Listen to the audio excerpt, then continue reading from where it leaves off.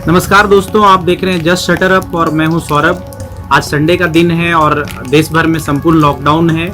लोग अपने अपने घरों में हैं और ऐसे में जैसा कि आप जान रहे हैं कि लोक जनशक्ति पार्टी का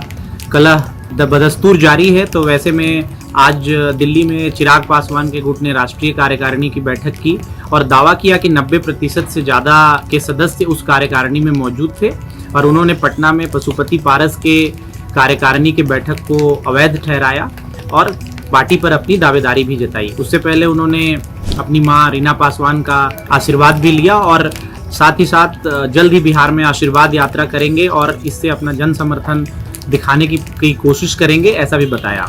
अब बात करते हैं कि चिराग पासवान ने कुछ समय पहले यह दावा किया था कि जो बिहार में उनका निर्णय था सभी सीटों पर लोक जनशक्ति पार्टी के उम्मीदवार खड़े करने का और जेडीयू के अगेंस्ट चुनाव लड़ने का, तो क्या वो डिसीजन सही था या गलत था। तो मैं आपको इस वीडियो के माध्यम से बताना चाहता हूं कि तमाम राजनीतिक विश्लेषकों का ऐसा मानना है कि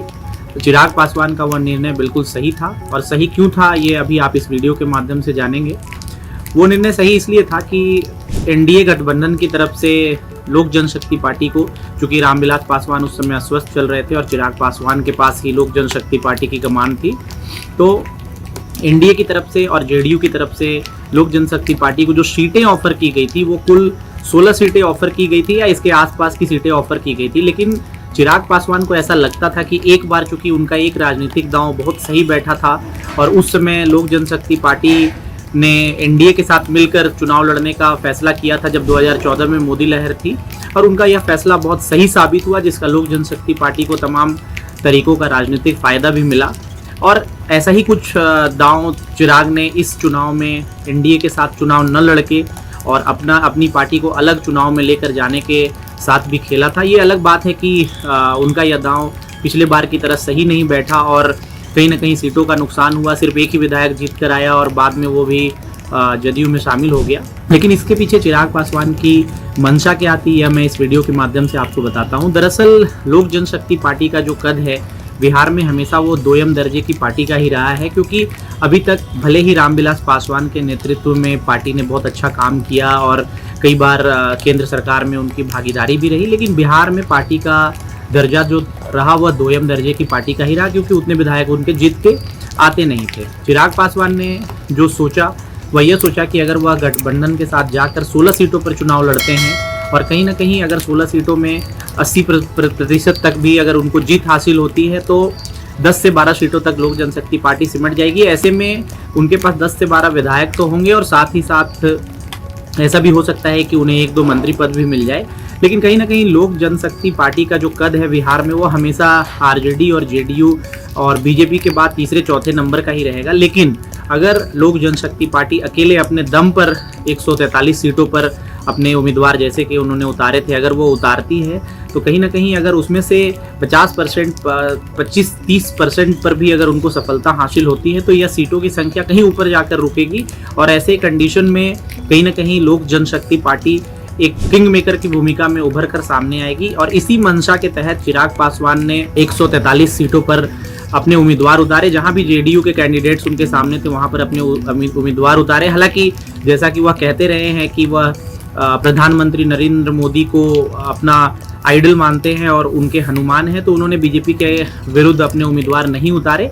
तो उनकी राजनीतिक मंशा की अगर बात करें तो चिराग पासवान युवा हैं और युवा सोच के साथ लोक जनशक्ति पार्टी को लेकर आगे बढ़ने के लिए कृत संकल्पित हैं। तो कहीं ना कहीं चिराग पासवान की यह मंशा जो थी वह बिल्कुल सही थी और अगर यह दांव सही बैठता तो कम से कम लोक जनशक्ति पार्टी 50 के लगभग सीटों पर चुनाव जीतती और अगर ऐसा होता तो वो नंबर 2, नंबर 3 की पार्टी बनते और फिर जो भी पार्टी सरकार बनाने का दावा पेश करती उसके साथ मिलकर कहीं ना कहीं बिहार की सत्ता पर मजबूत दावेदारी लोक जनशक्ति पार्टी कर सकती थी, जो कि अभी तक नहीं हुआ था। क्योंकि वह चुनाव से पहले ही हम मान लेते थे कि हम कम सीटों पर चुनाव लड़ेंगे, हमारे कम विधायक जीतेंगे और फिर सरकार में शामिल होकर 1-2 मंत्री पदों से हम संतोष कर लेंगे। लेकिन चिराग पासवान ने इससे एक कदम आगे बढ़कर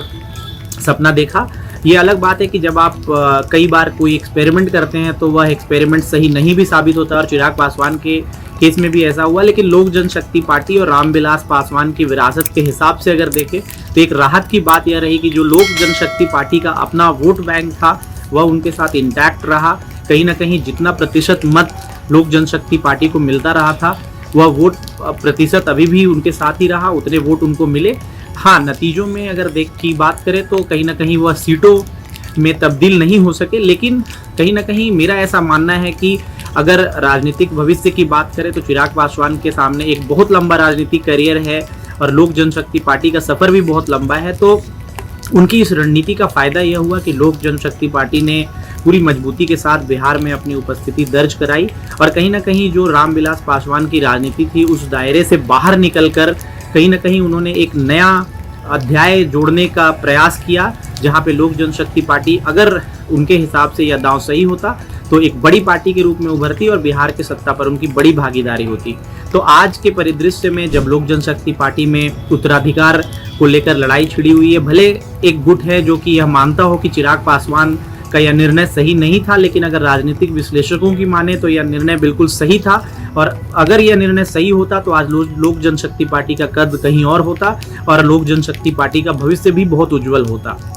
तो कोई बात नहीं है, चिराग पासवान एक युवा नेता हैं और उनके लिए ऐसा करना बिल्कुल सही था। इस बार नहीं तो अगली बार सही, लेकिन मेरा ऐसा मानना है कि लोक जनशक्ति पार्टी आने वाले समय में अगर चिराग पासवान के नेतृत्व में काम करती है और इसी तरह के सोच के साथ जब आप बड़ा दांव खेलते हैं और बड़े जीत की कामना करते हैं तो बड़ी हार भी होती है कई बार, लेकिन अगर ऐसे ही दांव खेलती रही तो एक ना एक दिन जरूर होगा जब बिहार की राजनीति में लोजपा एक बड़ी भागीदारी निभाएगी और लोक जनशक्ति पार्टी का भविष्य उज्जवल होगा। मैं उम्मीद करता हूं कि आपको हमारा यह राजनीतिक विश्लेषण अच्छा लगा होगा। अगर अच्छा लगा हो तो आप हमारे जस्ट शटर अप के चैनल को लाइक करें, सब्सक्राइब करें और शेयर करें। आप देख रहे थे जस्ट शटर अप, मैं हूं सौरभ, नमस्कार।